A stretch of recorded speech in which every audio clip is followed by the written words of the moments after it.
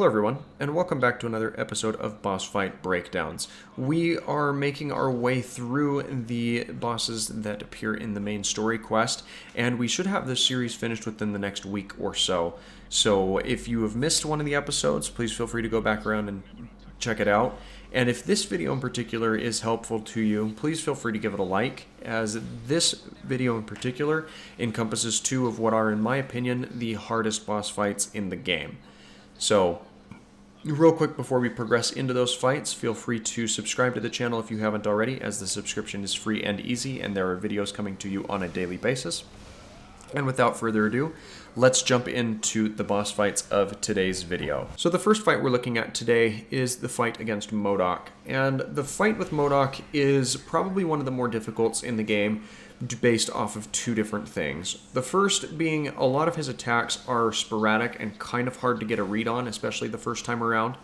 And the other aspect that makes this fight as difficult as it is the fact that M.O.D.O.K has probably one of the highest health pools out of all of the bosses that you encounter and fight. Now, it's really difficult to get a read on what attacks he is throwing out at a first glance, but I do want to make sure that we break down the different attacks that you can expect to see him using, as that will be beneficial for you in your own endeavors to take him on with a successful encounter. Now, we've seen him cycle through a couple of attacks, and his buzzsaws are the first one that you really want to kind of keep in mind, as that saw attack does go out in about a 270 degree radius out in the front and sides of M.O.D.O.K, and he does sweep back a little bit, or rock back from side to side as he uses that attack. That being said, he is relatively vulnerable on all of his attacks from the back side, with the exception of a very select few. Now, in the first phase, the other attacks that you want to watch out for is he does have a laser attack that he will shoot out from his head gem, but the other laser attack that he has comes out from his tendrils that sweep out around him and can cause some damage to you if you're standing too close, though you can back up and be relatively safe from those attacks. Now, the last attack that you really want to watch out for is this dash attack that he has, where he kind of plummets through in a corkscrew type pattern. And the reason you want to be particularly aware of this particular attack is due to the fact that you kind of get stuck in it if you get hit once. And that's not the greatest place to be in when fighting M.O.D.O.K, because it's one of his higher damage output attacks. Now, as soon as you get him into the second phase of his fight, the dynamic shifts a little bit as he gains access to a couple of new or differing attacks. One of which is that Soulstone recharge, where he will siphon health back from members of your team, as well as any of the grunts that are spawned in to assist in fending you off from M.O.D.O.K. But that's not even close to the new attacks that he has added to his arsenal. He also gains access to a gun that will shoot out some of that green mist, similar to the green aim soldiers, and that's not a fun attack to have to deal with, because it's the same attack effect that will deter you from launching attacks of your own.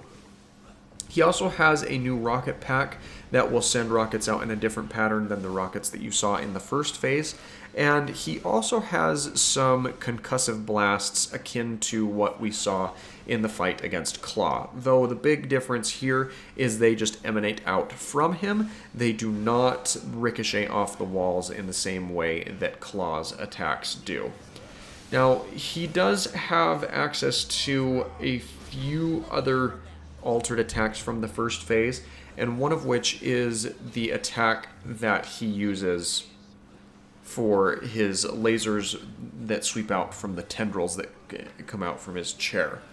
And the biggest difference there is they no longer sweep around in a sporadic, finite area, but rather they are controlled blasts that sweep out across the entire arena in wider rings. Now, this is an area where you really want to make sure that you have mastered the combat role to get away and around those attacks as he throws them out, because you're just going to be eating damage that you really don't need to be taking down if you are not able to get away from those attacks as he throws them out. Now, this second phase of the fight, in my opinion, does drag out for a little bit, and it's mainly due to the fact that he does regen up from a lot of the damage that he takes from the grunts that come in, and as well as the members of your team if you're in too close proximity. So you want to take advantage of whatever opportunities you can to burn through his health, particularly when you have him down at a staggered out portion of his fight. But then again, that's a strategy that you want to employ against any boss fight that you take on, as your synergies, abilities, and extreme attacks deal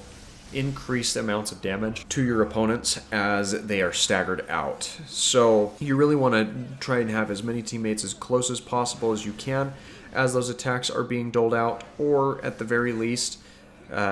be able to relocate them to the position of the boss before they are out of their stagger animation. Once you have M.O.D.O.K's attack patterns down, you're not going to have too much more difficulty in terms of actually taking him down, but it still proves to be a bit of a unique challenge as the fight progresses. The biggest pet peeve that I have with the fight against M.O.D.O.K is particularly with his dashing corkscrew attack, because as you get close enough to him to deal some damage, he seems to utilize that attack to run away and retreat from you, and that just makes the fight harder than it already is, mainly due to the fact that this is one of the larger arenas that the fights take place in. So you have to chase him all the way to the opposite side of the arena that you're fighting in. And it's difficult to do that because most often, M.O.D.O.K will use his dashing corkscrew attack on a longer segment of the arena, so you have to trek your way all the way across. And as we've seen with earlier on in this fight, he resorts to using that attack back-to-back sometimes, and that can cause some additional frustration. Now, the second fight that we're looking at, in my opinion, is the most difficult fight in the game, and I do mean that because a lot of the other fights that come after this are pretty easy because it's stuff that you've seen before or stuff that you can counter relatively easy. But Surtur, on the other hand, doesn't have really the luxury of allowing you to run away from the attacks that he has. They encompass a large area, and they are impossible to walk away from naturally. So with this fight more than any other fight in the game, you really need to make sure that you have your combat rules figured out and you can telegraph the attacks that you are receiving from your opponents in order to progress and make sure that you can take down this boss. As the quicker you can get through him, the easier your life is going to be. Now, in his first stage, you cannot deal any damage to him whatsoever, but your main objective is to stagger him out so you can take the fight to a more level playing ground, which is actually in Asgard on the Bifrost Bridge. And as soon as you have the fight in this portion, the only changes that happen is the venue, and he does get one or two different attacks, but it's nothing super monumental in terms of the fight that you're already familiar with. He still beckons down fire from the sky and will slam his fist into the ground and cause more flames to erupt from underneath your feet.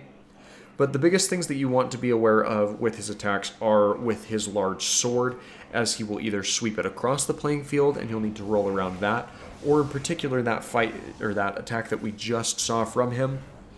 where he will repeatedly bash the sword down on top of you. And he will do that in one of two different ways. He will either strike once and kind of leave himself open and vulnerable for a little bit, or he will do it repeatedly on about 5 or 6 different cycles, and your only way to get out of that attack without taking massive amounts of damage is being familiar with how to roll around the attacks that he throws out, because there's massive amounts of damage to be doled out, and those two attacks in and of themselves make up for a large amount of the attack damage that you would expect to come from Surtur during this fight. But once you've figured that out, you should be able to get through this really simply, as it's not that difficult in terms of actually taking him on once you have figured out his attacks. But it seriously tests your capabilities and capacities as to what you've been able to do previously in other installments of the fights that you've encountered. This is a real proving ground for what you are actually learning and what you should be capable of doing at this point in the story.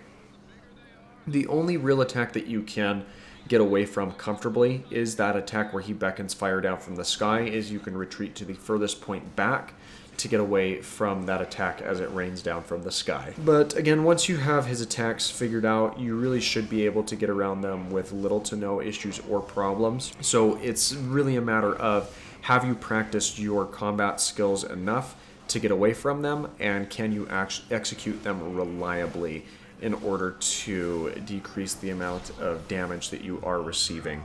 from Surtur at any given moment. And really, all things considered, it's